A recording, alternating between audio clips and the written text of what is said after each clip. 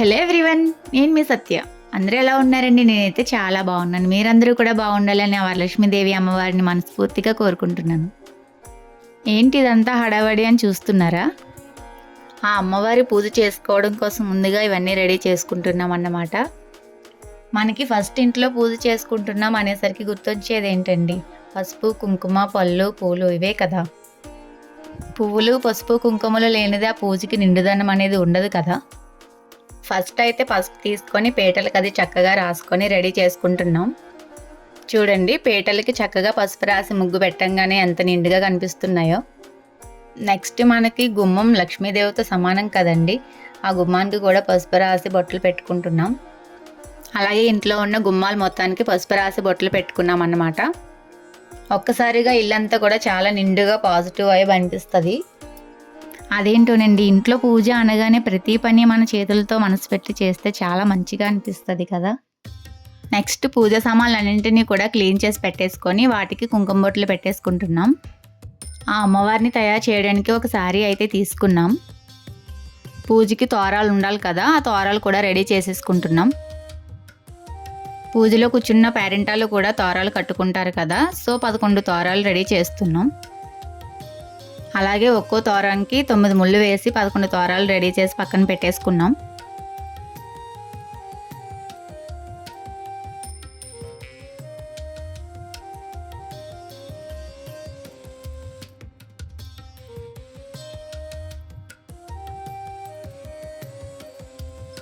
Next ఇంకా అమ్మవారిని ready చేసుకుంటున్నాం.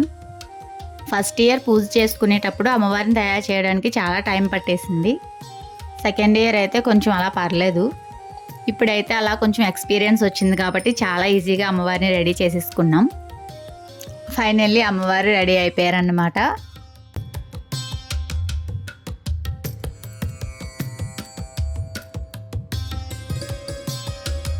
నెక్స్ట్ అమ్మవారికి ప్రసాదాలు తయారు చేసుకోవాలి కదా, వాటి కోసం అన్నీ ప్రిపేర్ చేస్తున్నాం.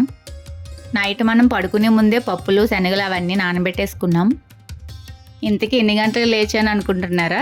2:30కి అలారం పెట్టి 3కి లేచాను నేనైతే. ఎందుకంటే అలారం పెడతాం కానీ అలారం మోగిన వెంటనే లేవడం కష్టం కదా, అందుకని ఒక 1/2 అవర్ ముందుగానే అలారం పెట్టాను. ఇవన్నీ చేయడానికి అక్క వాళ్ళు అయితే 2కి అలా లేచేసి ఉంటారు. ఆ అమ్మవారికి ప్రసాదాలు ఒక్కొక్కటిగా అలా రెడీ అయిపోయాయి. కరెక్ట్గా 9 కల్లా వంటలన్నీ తయారైపోయాయి అన్నమాట. అమ్మవారికి చేసిన ప్రసాదాలన్నీ కూడా ఒక పక్కన పెట్టేసుకున్నాం. పూజ స్టార్ట్ చేయడానికి రెడీ అవుతున్నాం అన్నమాట. చూడండి, ఆ పీటల మీద మంచిగా ఒక క్లాత్ వేసుకొని ఇలా రెడీ చేసుకున్నాం అన్నమాట. పంతులు గారు వచ్చేలోపు పూజకు సంబంధించినవన్నీ కూడా రెడీ చేసేసుకొని దగ్గరగా పెట్టేసుకున్నాం. ఒకసారి పూజ చేయడానికి కూర్చున్నామంటే మధ్యలో లేవకూడదు కదా, అందుకని అన్నీ దగ్గరగా పెట్టుకున్నాం అన్నమాట. అక్క, మావయ్య రెడీ అయ్యి వచ్చేసారు. నెక్స్ట్ పంతులు గారు కూడా వచ్చారనమాట. పూజ స్టార్ట్ చేస్తున్నారు. పూజ స్టార్ట్ అయ్యే టైంకి బొడ్డుపల్లి నుంచి మా పెద్దక్క వాళ్ళు కూడా వచ్చేసారు.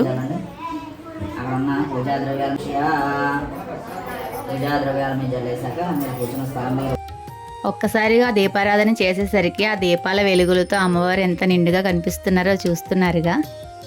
నాకైతే చాలా పాజిటివ్ వైబ్ అనిపించింది. ఏ పూజ చేయడానికైనా సరే ఫస్ట్ ఆ వినాయకుని పూజ చేసుకుంటాం కదా, సో ఆ వినాయకుని పూజ కూడా కంప్లీట్ అయిపోయింది. నెక్స్ట్ ఆ అమ్మవారి పూజ స్టార్ట్ చేస్తున్నారు. ఆ అమ్మవారి కలశాన్ని కూడా అక్క ముందుగానే రెడీ చేసేసుకుంది.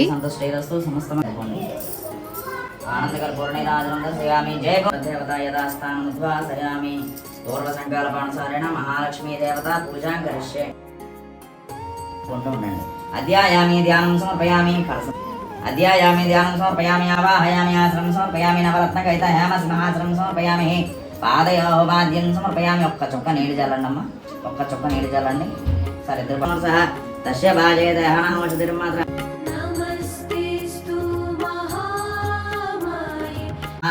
వసుప్రదాయ నమః, శుభాయ నమః, హిరణ్య ప్రాకారాయ నమః, సముద్రతనయ నమః, జయాయ నమః, మంగళాయ నమః, దేవ్యే నమః, విష్ణు వక్షస్థలస్థితాయ నమః, విష్ణుమత్యే నమః, నారాయణ సంస్థితాయ నమః, దారిద్ర్యదంశన్యాయ నమః. విశ్వసహిత క్షీరాన్న సహిత మహానివేదయామి. అమ్మవారికి తినిపిస్తున్నట్లుగా భావించి అలా 5 సార్లు చూపించండి. ఓం ప్రాణాయ స్వాహ, ప్రాణాయ. తోరాలన్నీ కూడా అమ్మవారి దగ్గర పెట్టి పూజ చేశారు కదా, మావయ్య అక్కకి తోరం కడుతున్నారు. మిగిలిన తోరాలన్నీ పూజలో కూర్చున్న పేరెంటాలకి కట్టమన్నారన్నమాట. శతమానం భవతి శతాయ పురుషస్తేంద్రియాయుష్యేవేంద్రియే ప్రతిష్టతే ఆయురారోగ్యైశ్వర్యాభివృద్ధిరస్తు వంశాభివృద్ధిరస్తు గోత్రాభివృద్ధిరస్తు దీర్ఘ సుమంగళీ భవ. అక్క వాళ్ళని పంతులు గారు ఆశీర్వదించేశారు. పూజ చేసుకోవడం అయితే కంప్లీట్ అయిపోయింది. నెక్స్ట్ అక్క మావయ్య ఆశీర్వాదం తీసుకుంటుంది. పతియే ప్రత్యక్ష దైవం అంటారు కదా, వాళ్ళ నిండు మనసుతో ఆశీర్వదిస్తే చాలు మనకి.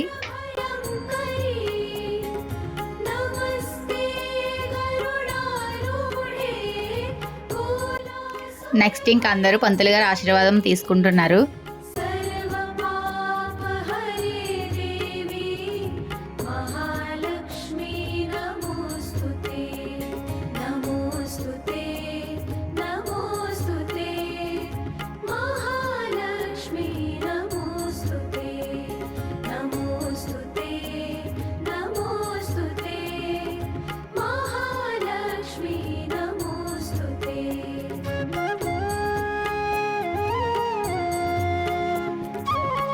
నెక్స్ట్ నేను కూడా అమ్మవారిని మనస్ఫూర్తిగా దండం పెట్టుకుంటున్నాను. పూజ కంప్లీట్ అయిన తర్వాత అమ్మవారికి అక్షింతలు వేసి అందరూ దండం పెట్టుకుంటున్నారు.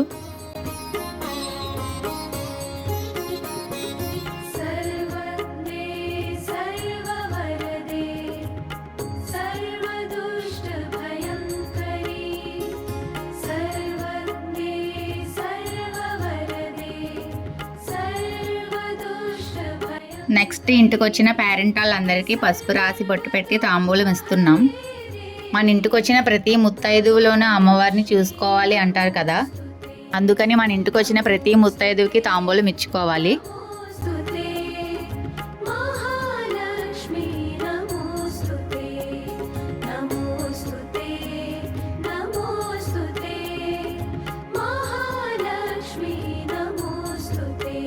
తాంబూలం ఇవ్వడం కోసం జాకెట్ ముక్క, ఆకు, చెక్క, అరటిపళ్ళు అన్నీ రెడీ చేసి పెట్టుకుంటున్నాం.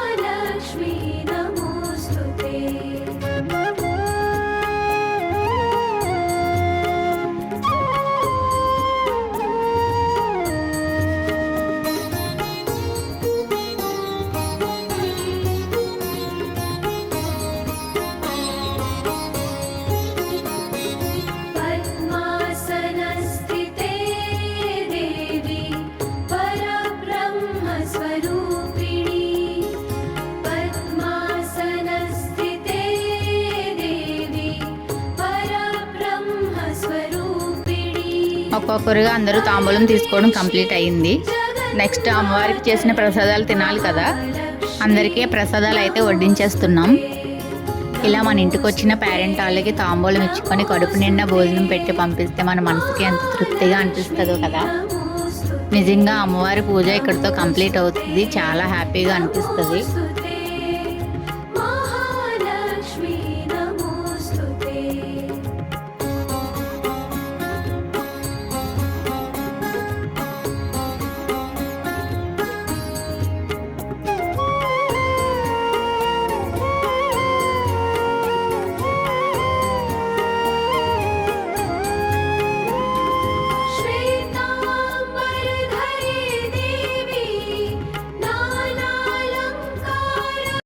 ఎర్లీ మార్నింగ్ నుంచి మేము కూడా ఏం తినలేదు కదా, చాలా ఆకలిగా ఉందని చెప్పేసి తినడానికి అయితే కూర్చున్నాం. కొంతమంది పూజ చేసుకున్న రోజు ఉపవాసం అది ఉంటారు, కానీ ఉపవాసం అది ఉండడం అయితే అస్సలు మా వల్ల కాదు. ఆ అమ్మవారికి చేసిన ప్రసాదాలు అన్నీ కూడా చక్కగా కూర్చొని తినేస్తున్నాం అన్నమాట.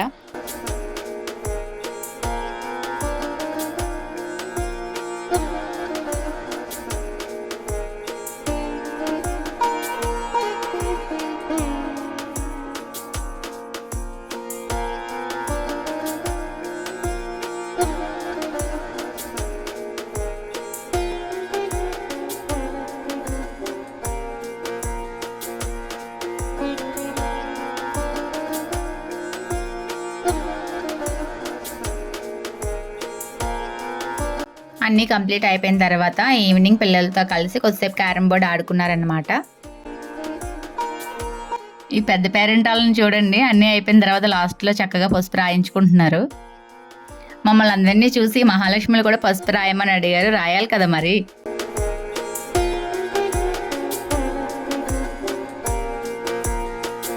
అలా భోజనాలు అవి కంప్లీట్ చేసేసుకున్నాం. ఇక్కడితో మా వరలక్ష్మీదేవి పూజ అనేది కంప్లీట్ అయిపోయింది. నెక్స్ట్ అందరం కలిసి కొన్ని పిక్స్ అయితే తీసుకున్నాం. ఇంతేనండి మా వరలక్ష్మీదేవి పూజ వీడియో.